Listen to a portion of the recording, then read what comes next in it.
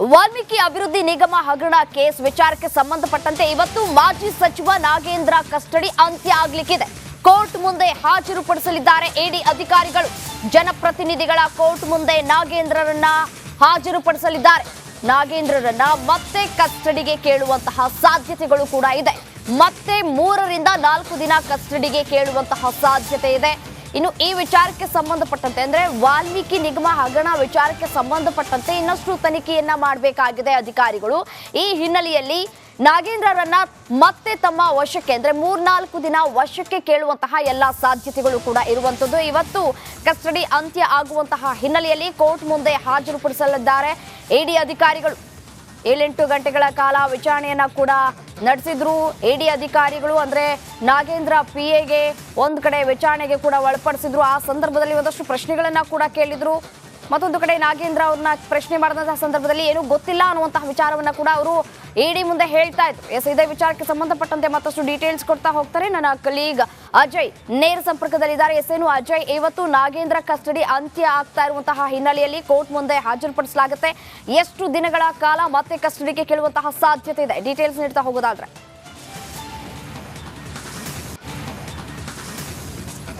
ರಮ್ಯಾ, ಖಂಡಿತವಾಗ್ಲೂ ಈಗಾಗಲೇ ಏನು ಬಗೆದಷ್ಟು ಆಳ ಎಂಬಂತೆ ಈಗಾಗಲೇ ಸಾಕಷ್ಟು ವಿಚಾರಗಳನ್ನ ಈಗಾಗಲೇ ಇಡಿ ಅಧಿಕಾರಿಗಳು ಕೂಡ ತೆಗೆದಿರುವಂಥದ್ದು. ಇದಕ್ಕೆ ಸಂಬಂಧಪಟ್ಟಂತೆ ಇನ್ನು ಇಬ್ಬರು ಪಿಎಗಳು ಹರೀಶ್ ಮತ್ತೆ ದೇವೇಂದ್ರಪ್ಪ ಅವರ ವಿಚಾರಣೆ ಕೂಡ ಈಗಾಗಲೇ ಮಾಡಿರುವಂಥದ್ದು. ಇದರ ಜೊತೆಗೆ ನಿನ್ನೆ ಸ್ವತಃ ಏನು ನಾಗೇಂದ್ರ ಅವರ ಪತ್ನಿ ಮಂಜುಳಾ ಅವರನ್ನು ಕೂಡ ಕರ್ಕೊಬಂದು ವಿಚಾರಣೆಯನ್ನು ಸಹ ಮಾಡಿರುವಂಥದ್ದು 7 ರಿಂದ 8 ಗಂಟೆಗಳ ಕಾಲ. ಸೊ ಹೀಗಾಗಿ ಆ ಸಂದರ್ಭದಲ್ಲೂ ಕೂಡ ಸಾಕಷ್ಟು ವಿಚಾರಗಳನ್ನು ಕೂಡ ಈಗಾಗಲೇ ಮಂಜುಳಾ ಅವರು ಕೂಡ ಇಡಿ ಅಧಿಕಾರಿಗಳ ಮುಂದೆ ಹೇಳಿರುವಂಥದ್ದು.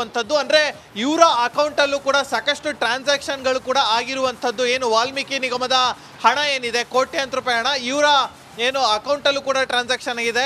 ಆ ಒಂದು ಅಕೌಂಟ್ ಟ್ರಾನ್ಸಾಕ್ಷನ್ ಹಿಸ್ಟ್ರಿಯನ್ನು ಕೂಡ ಈಗಾಗಲೇ ಇಡಿ ಅಧಿಕಾರಿಗಳು ತಗೊಂಡಿರುವಂಥದ್ದು. ಇದ್ರ ಬಗ್ಗೆ ಏನು ಮಂಜುಳಾ ಅವ್ರಿಗೂ ಕೂಡ ಈಗಾಗಲೇ ಪ್ರಶ್ನೆಗಳನ್ನು ಕೂಡ ಕೇಳಿರುವಂಥದ್ದು. ಮಂಜುಳಾ ಅವರು ಕೂಡ ಅದಕ್ಕೆ ಪೂರಕವಾದಂತಹ ಉತ್ತರಗಳನ್ನು ಕೂಡ ನೀಡಿದ್ದಾರೆ. ಸೊ ಹೀಗಾಗಿ ಅದಕ್ಕೆ ಎಲ್ಲವೂ ಕೂಡ ಈಗ ನಾಗೇಂದ್ರ ಅವರ ವಿರುದ್ಧವಾಗಿ ಸಾಕ್ಷಿ ಸಿಕ್ಕಿರುವಂತಹ ಹಿನ್ನೆಲೆಯಲ್ಲಿ ಇವತ್ತು ಕೂಡ ಮತ್ತೆ ಕೋರ್ಟ್ನ ಏನು ಕಸ್ಟಡಿ ಅಂತ್ಯ ಆಗುವಂತ ಹಿನ್ನೆಲೆಯಲ್ಲಿ ಇವತ್ತು ಕೋರ್ಟ್ ಮುಂದೆ ಹಾಜರುಪಡಿಸ್ತಾರೆ. ಆ ನಂತರ ಮತ್ತೆ ಕಸ್ಟಡಿಗೆ ಕೇಳುವಂತ ಎಲ್ಲ ಸಾಧ್ಯತೆಗಳು ಕೂಡ ಇರುತ್ತೆ. ಯಾಕಂದ್ರೆ ಈಗ ಅವರ ಪತ್ನಿ ಕೊಟ್ಟಿರುವಂತಹ ಹೇಳಿಕೆ ಜೊತೆಗೆ ಅವರ ಪಿಎಗಳು ಕೊಟ್ಟಿರುವಂತಹ ಹೇಳಿಕೆ ಎಲ್ಲವನ್ನು ಆಧರಿಸಿ ಇನ್ನಷ್ಟು ವಿಚಾರಗಳನ್ನು ಕೂಡ ಹೊರ ತೆಗಬೇಕಾಗಿದೆ. ಸೊ ಹೀಗಾಗಿ ಮುಂದಿನ ದಿನಗಳಲ್ಲಿ ಇನ್ನಷ್ಟು ಜನ ಪ್ರಭಾವಿಗಳ ಹೆಸರು ಕೂಡ ಹೊರ ಬರುವಂತ ಸಾಧ್ಯತೆ ಇದೆ. ಅವ್ರಿಗೂ ಕೂಡ ಕಂಟಕ ಆಗುವಂತ ಎಲ್ಲ ಸಾಧ್ಯತೆಗಳು ಕೂಡ ಹೆಚ್ಚಾಗಿದೆ ಅಂತಾನೆ ಹೇಳ್ಬೋದು. ರಮ್ಯಾ, ರೈಟ್, ಧನ್ಯವಾದ ತಮ್ಮೆಲ್ಲ ಮಾಹಿತಿಗೆ. ವಾಲ್ಮೀಕಿ ಅಭಿವೃದ್ಧಿ ನಿಗಮ ಹಗರಣ ಕೇಸ್ ವಿಚಾರಕ್ಕೆ ಸಂಬಂಧಪಟ್ಟಂತೆ ಇವತ್ತು ಮಾಜಿ ಸಚಿವ ನಾಗೇಂದ್ರ ಕಸ್ಟಡಿ ಅಂತ್ಯ ಆಗಲಿಕ್ಕಿದೆ. ಕೋರ್ಟ್ ಮುಂದೆ ಹಾಜರುಪಡಿಸಲಿದ್ದಾರೆ ಇಡಿ ಅಧಿಕಾರಿಗಳು. ಜನಪ್ರತಿನಿಧಿಗಳ ಕೋರ್ಟ್ ಮುಂದೆ ನಾಗೇಂದ್ರರನ್ನ ಹಾಜರುಪಡಿಸಲಿದ್ದಾರೆ. ನಾಗೇಂದ್ರರನ್ನ ಮತ್ತೆ ಕಸ್ಟಡಿಗೆ ಕೇಳುವಂತಹ ಸಾಧ್ಯತೆಗಳು ಕೂಡ ಇದೆ. ಮತ್ತೆ 3 ರಿಂದ 4 ದಿನ ಕಸ್ಟಡಿಗೆ ಕೇಳುವಂತಹ ಸಾಧ್ಯತೆ ಇದೆ. ಇನ್ನು ಈ ವಿಚಾರಕ್ಕೆ ಸಂಬಂಧಪಟ್ಟಂತೆ ಅಂದ್ರೆ ವಾಲ್ಮೀಕಿ ನಿಗಮ ಹಗರಣ ವಿಚಾರಕ್ಕೆ ಸಂಬಂಧಪಟ್ಟಂತೆ ಇನ್ನಷ್ಟು ತನಿಖೆಯನ್ನ ಮಾಡಬೇಕಾಗಿದೆ ಅಧಿಕಾರಿಗಳು. ಈ ಹಿನ್ನೆಲೆಯಲ್ಲಿ ನಾಗೇಂದ್ರರನ್ನ ಮತ್ತೆ ತಮ್ಮ ವಶಕ್ಕೆ ಅಂದ್ರೆ 3-4 ದಿನ ವಶಕ್ಕೆ ಕೇಳುವಂತಹ ಎಲ್ಲಾ ಸಾಧ್ಯತೆಗಳು ಕೂಡ ಇರುವಂತದ್ದು. ಇವತ್ತು ಕಸ್ಟಡಿ ಅಂತ್ಯ ಆಗುವಂತಹ ಹಿನ್ನೆಲೆಯಲ್ಲಿ ಕೋರ್ಟ್ ಮುಂದೆ ಹಾಜರುಪಡಿಸಲಿದ್ದಾರೆ ಇಡಿ ಅಧಿಕಾರಿಗಳು. 7-8 ಗಂಟೆಗಳ ಕಾಲ ವಿಚಾರಣೆಯನ್ನ ಕೂಡ ನಡೆಸಿದ್ರು ಇಡಿ ಅಧಿಕಾರಿಗಳು. ಅಂದ್ರೆ ನಾಗೇಂದ್ರ ಪಿಎಗೆ ಒಂದ್ ಕಡೆ ವಿಚಾರಣೆಗೆ ಕೂಡ ಒಳಪಡಿಸಿದ್ರು. ಆ ಸಂದರ್ಭದಲ್ಲಿ ಒಂದಷ್ಟು ಪ್ರಶ್ನೆಗಳನ್ನ ಕೂಡ ಕೇಳಿದ್ರು.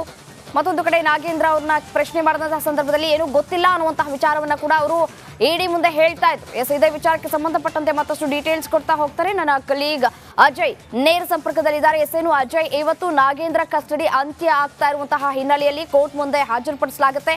ಎಷ್ಟು ದಿನಗಳ ಕಾಲ ಮತ್ತೆ ಕಸ್ಟಡಿಗೆ ಕೇಳುವಂತಹ ಸಾಧ್ಯತೆ ಇದೆ? ಡೀಟೇಲ್ಸ್ ನೀಡ್ತಾ ಹೋಗೋದಾದ್ರೆ.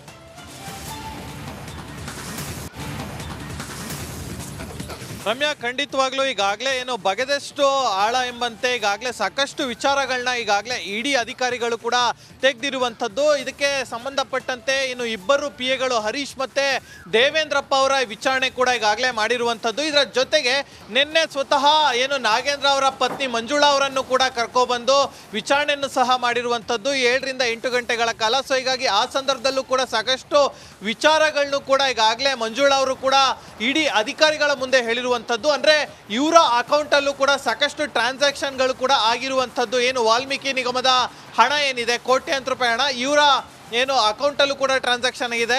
ಆ ಒಂದು ಅಕೌಂಟ್ ಟ್ರಾನ್ಸಾಕ್ಷನ್ ಹಿಸ್ಟ್ರಿಯನ್ನು ಕೂಡ ಈಗಾಗಲೇ ಇಡಿ ಅಧಿಕಾರಿಗಳು ತಗೊಂಡಿರುವಂಥದ್ದು. ಇದ್ರ ಬಗ್ಗೆ ಏನು ಮಂಜುಳಾ ಅವ್ರಿಗೂ ಕೂಡ ಈಗಾಗಲೇ ಪ್ರಶ್ನೆಗಳನ್ನು ಕೂಡ ಕೇಳಿರುವಂಥದ್ದು. ಮಂಜುಳಾ ಅವರು ಕೂಡ ಅದಕ್ಕೆ ಪೂರಕವಾದಂತಹ ಉತ್ತರಗಳನ್ನು ಕೂಡ ನೀಡಿದ್ದಾರೆ. ಸೊ ಹೀಗಾಗಿ ಅದಕ್ಕೆ ಎಲ್ಲವೂ ಕೂಡ ಈಗ ನಾಗೇಂದ್ರ ಅವರ ವಿರುದ್ಧವಾಗಿ ಸಾಕ್ಷಿ ಸಿಕ್ಕಿರುವಂತಹ ಹಿನ್ನೆಲೆಯಲ್ಲಿ ಇವತ್ತು ಕೂಡ ಮತ್ತೆ ಕೋರ್ಟ್ನ ಏನು ಕಸ್ಟಡಿ ಅಂತ್ಯ ಆಗುವಂಥ ಹಿನ್ನೆಲೆಯಲ್ಲಿ ಇವತ್ತು ಕೋರ್ಟ್ ಮುಂದೆ ಹಾಜರುಪಡಿಸ್ತಾರೆ. ಆನಂತರ ಮತ್ತೆ ಕಸ್ಟಡಿಗೆ ಕೇಳುವಂಥ ಎಲ್ಲ ಸಾಧ್ಯತೆಗಳು ಕೂಡ ಇರುತ್ತೆ. ಯಾಕಂದರೆ ಈಗ ಅವರ ಪತ್ನಿ ಕೊಟ್ಟಿರುವಂಥ ಹೇಳಿಕೆ ಜೊತೆಗೆ ಅವರ PAಗಳು ಕೊಟ್ಟಿರುವಂಥ ಹೇಳಿಕೆ ಎಲ್ಲವನ್ನು ಆಧರಿಸಿ ಇನ್ನಷ್ಟು ವಿಚಾರಗಳನ್ನು ಕೂಡ ಹೊರ ತೆಗಬೇಕಾಗಿದೆ. ಸೊ ಹೀಗಾಗಿ ಮುಂದಿನ ದಿನಗಳಲ್ಲಿ ಇನ್ನಷ್ಟು ಜನ ಪ್ರಭಾವಿಗಳ ಹೆಸರು ಕೂಡ ಹೊರ ಬರುವಂಥ ಸಾಧ್ಯತೆ ಇದೆ. ಅವ್ರಿಗೂ ಕೂಡ ಕಂಟಕ ಆಗುವಂಥ ಎಲ್ಲ ಸಾಧ್ಯತೆಗಳು ಕೂಡ ಹೆಚ್ಚಾಗಿದೆ ಅಂತಾನೆ ಹೇಳ್ಬೋದು. ರಮ್ಯಾ, ರೈಟ್, ಧನ್ಯವಾದ ತಮ್ಮೆಲ್ಲ ಮಾಹಿತಿಗೆ. ವಾಲ್ಮೀಕಿ ಅಭಿವೃದ್ಧಿ ನಿಗಮ ಹಗರಣ ಕೇಸ್ ವಿಚಾರಕ್ಕೆ ಸಂಬಂಧಪಟ್ಟಂತೆ ಇವತ್ತು ಮಾಜಿ ಸಚಿವ ನಾಗೇಂದ್ರ ಕಸ್ಟಡಿ ಅಂತ್ಯ ಆಗ್ಲಿಕ್ಕಿದೆ. ಕೋರ್ಟ್ ಮುಂದೆ ಹಾಜರುಪಡಿಸಲಿದ್ದಾರೆ ED ಅಧಿಕಾರಿಗಳು. ಜನಪ್ರತಿನಿಧಿಗಳ ಕೋರ್ಟ್ ಮುಂದೆ ನಾಗೇಂದ್ರರನ್ನ ಹಾಜರುಪಡಿಸಲಿದ್ದಾರೆ. ನಾಗೇಂದ್ರರನ್ನ ಮತ್ತೆ ಕಸ್ಟಡಿಗೆ ಕೇಳುವಂತಹ ಸಾಧ್ಯತೆಗಳು ಕೂಡ ಇದೆ. ಮತ್ತೆ 3 ರಿಂದ 4 ದಿನ ಕಸ್ಟಡಿಗೆ ಕೇಳುವಂತಹ ಸಾಧ್ಯತೆ ಇದೆ. ಇನ್ನು ಈ ವಿಚಾರಕ್ಕೆ ಸಂಬಂಧಪಟ್ಟಂತೆ ಅಂದ್ರೆ ವಾಲ್ಮೀಕಿ ನಿಗಮ ಹಗರಣ ವಿಚಾರಕ್ಕೆ ಸಂಬಂಧಪಟ್ಟಂತೆ ಇನ್ನಷ್ಟು ತನಿಖೆಯನ್ನ ಮಾಡಬೇಕಾಗಿದೆ ಅಧಿಕಾರಿಗಳು. ಈ ಹಿನ್ನೆಲೆಯಲ್ಲಿ ನಾಗೇಂದ್ರರನ್ನ ಮತ್ತೆ ತಮ್ಮ ವಶಕ್ಕೆ ಅಂದ್ರೆ 3-4 ದಿನ ವಶಕ್ಕೆ ಕೇಳುವಂತಹ ಎಲ್ಲ ಸಾಧ್ಯತೆಗಳು ಕೂಡ ಇರುವಂತದ್ದು. ಇವತ್ತು ಕಸ್ಟಡಿ ಅಂತ್ಯ ಆಗುವಂತಹ ಹಿನ್ನೆಲೆಯಲ್ಲಿ ಕೋರ್ಟ್ ಮುಂದೆ ಹಾಜರುಪಡಿಸಲಿದ್ದಾರೆ ED ಅಧಿಕಾರಿಗಳು. 7-8 ಗಂಟೆಗಳ ಕಾಲ ವಿಚಾರಣೆಯನ್ನ ಕೂಡ ನಡೆಸಿದ್ರು ED ಅಧಿಕಾರಿಗಳು. ಅಂದ್ರೆ ನಾಗೇಂದ್ರ PAಗೆ ಒಂದ್ ಕಡೆ ವಿಚಾರಣೆಗೆ ಕೂಡ ಒಳಪಡಿಸಿದ್ರು. ಆ ಸಂದರ್ಭದಲ್ಲಿ ಒಂದಷ್ಟು ಪ್ರಶ್ನೆಗಳನ್ನ ಕೂಡ ಕೇಳಿದ್ರು. ಮತ್ತೊಂದು ಕಡೆ ನಾಗೇಂದ್ರ ಅವ್ರನ್ನ ಪ್ರಶ್ನೆ ಮಾಡಿದಂತಹ ಸಂದರ್ಭದಲ್ಲಿ ಏನೂ ಗೊತ್ತಿಲ್ಲ ಅನ್ನುವಂತಹ ವಿಚಾರವನ್ನ ಕೂಡ ಅವರು ED ಮುಂದೆ ಹೇಳ್ತಾ ಇದ್ರು. ಇದೇ ವಿಚಾರಕ್ಕೆ ಸಂಬಂಧಪಟ್ಟಂತೆ ಮತ್ತಷ್ಟು ಡೀಟೇಲ್ಸ್ ಕೊಡ್ತಾ ಹೋಗ್ತಾರೆ ನನ್ನ ಕಲೀಗ್ ಅಜಯ್ ನೇರ ಸಂಪರ್ಕದಲ್ಲಿದ್ದಾರೆ. ಏನು ಅಜಯ್, ಇವತ್ತು ನಾಗೇಂದ್ರ ಕಸ್ಟಡಿ ಅಂತ್ಯ ಆಗ್ತಾ ಇರುವಂತಹ ಹಿನ್ನೆಲೆಯಲ್ಲಿ ಕೋರ್ಟ್ ಮುಂದೆ ಹಾಜರುಪಡಿಸಲಾಗುತ್ತೆ. ಎಷ್ಟು ದಿನಗಳ ಕಾಲ ಮತ್ತೆ ಕಸ್ಟಡಿಗೆ ಕೇಳುವಂತಹ ಸಾಧ್ಯತೆ ಇದೆ? ಡೀಟೇಲ್ಸ್ ನೀಡ್ತಾ ಹೋಗೋದಾದ್ರೆ.